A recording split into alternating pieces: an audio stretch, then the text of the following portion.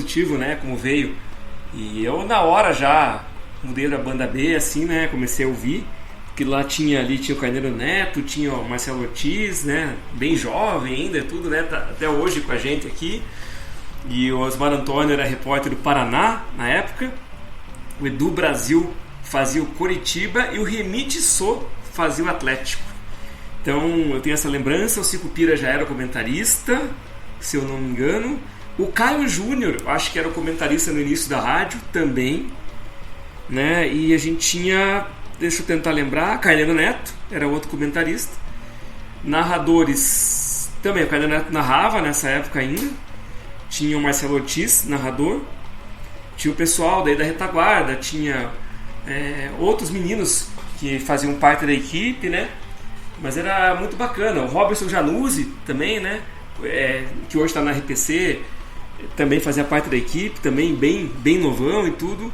E eu queria fazer parte desse grupo, só que eu tinha muita vontade de andar por outras áreas do jornalismo também, sabe? E isso acabou que eu demorei um pouco para entrar no esporte. E aí eu vi a oportunidade de depois no Paraná Clube trabalhar, e depois em jornal, depois em São Paulo, sempre ligado ao esporte, até 2013, 14, que aí eu acabei saindo do esporte e voltando depois um tempinho em 2020, ano passado, né, 2020, ano da pandemia, e agora estamos aqui na banda B, mas sempre ligados no esporte, sempre ligado nas informações de vocês, assim, né? Mas vamos voltar um pouquinho pro teu horário aí, né, que é o horário da noite. E eu lembro que durante a pandemia eu tava ouvindo a Rádio Gaúcha, cara, e os caras ficam a madrugada inteira falando de Inter e Grêmio, 2 caras sozinho, né? Eu não sei quem são os caras, na verdade meu pai que fica ouvindo, né? Meu pai que vive em Matinhos agora, então eu ficava lá ouvindo, e os caras a madrugada inteira, só os dois falando, cara.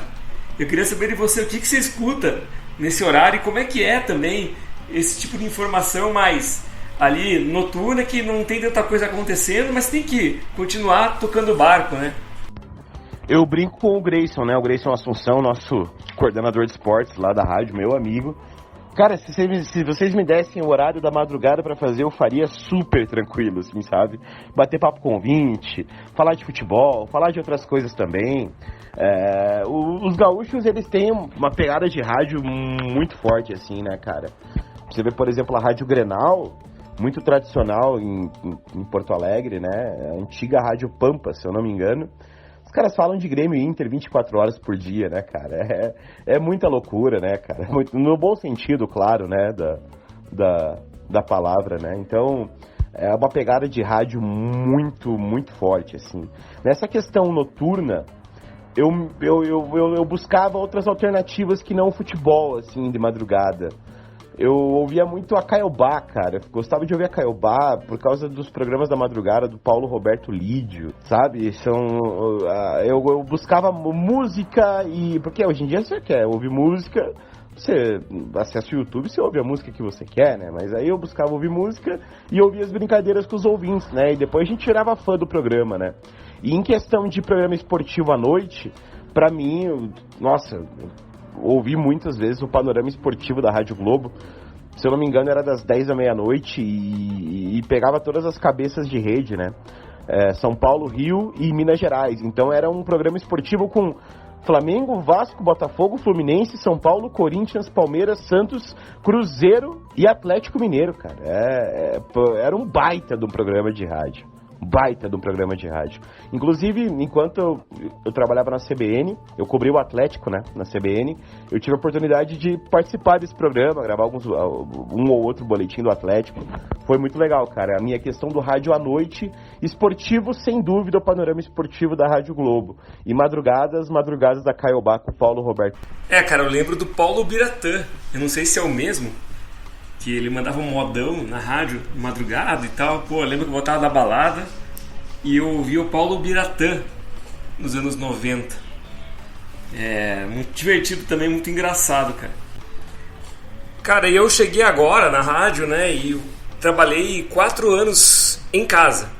Então, ano passado da pandemia, eu praticamente não saí de casa. Mas vocês que trabalham com esporte tiveram um ano bastante difícil e de muita renovação também, né?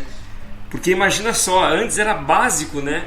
Um repórter setorista, que a gente chama setorista, o cara que cobre o dia a dia de um clube, o setorista estar todos os dias, ou sempre que havia treinos, estar lá, né?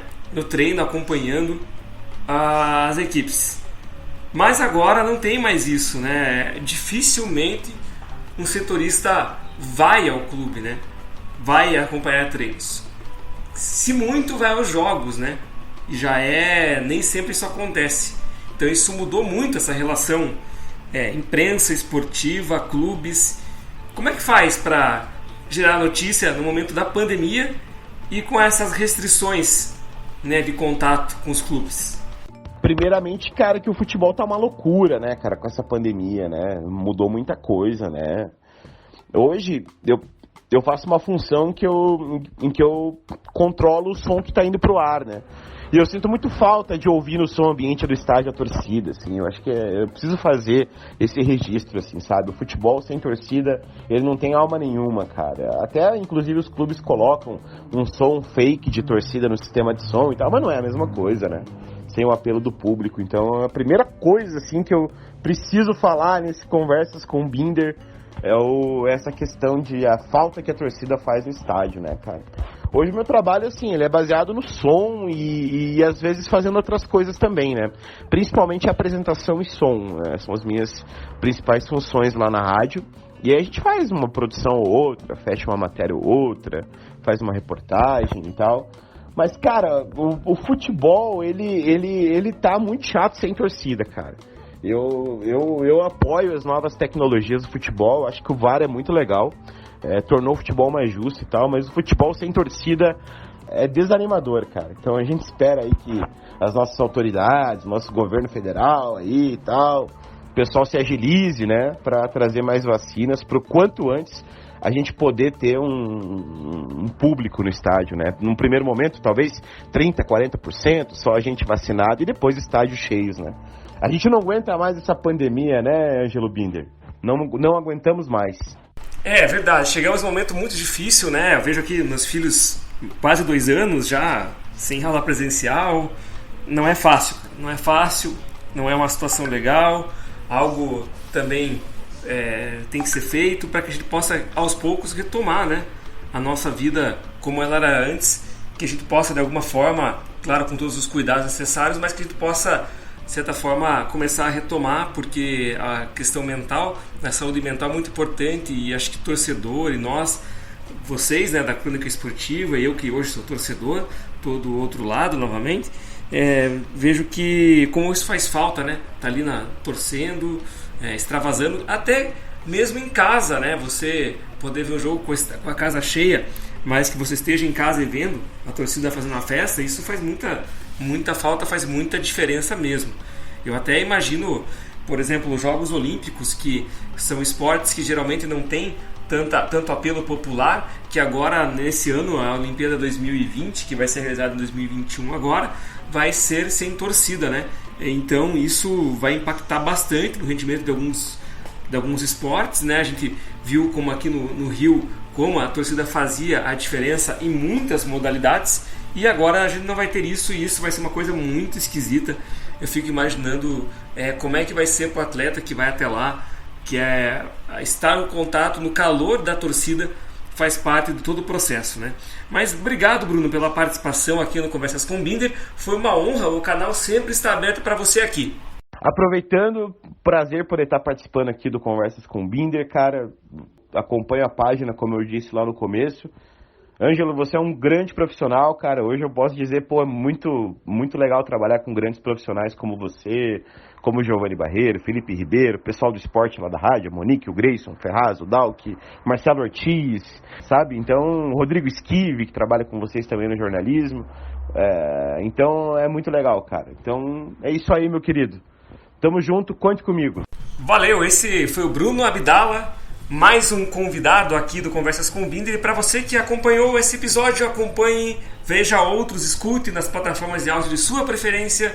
Já temos mais de 150 episódios, você pode escolher o assunto que você quer falar, sempre ouvir, aliás, sempre de segunda a sexta. Se quiser falar também pode, se você quiser ser convidado aqui, manda um direct para mim lá no @conversascombinder no Instagram e a gente marca uma entrevista para falar sobre o seu negócio, sobre o seu trabalho, sobre o que você está inventando.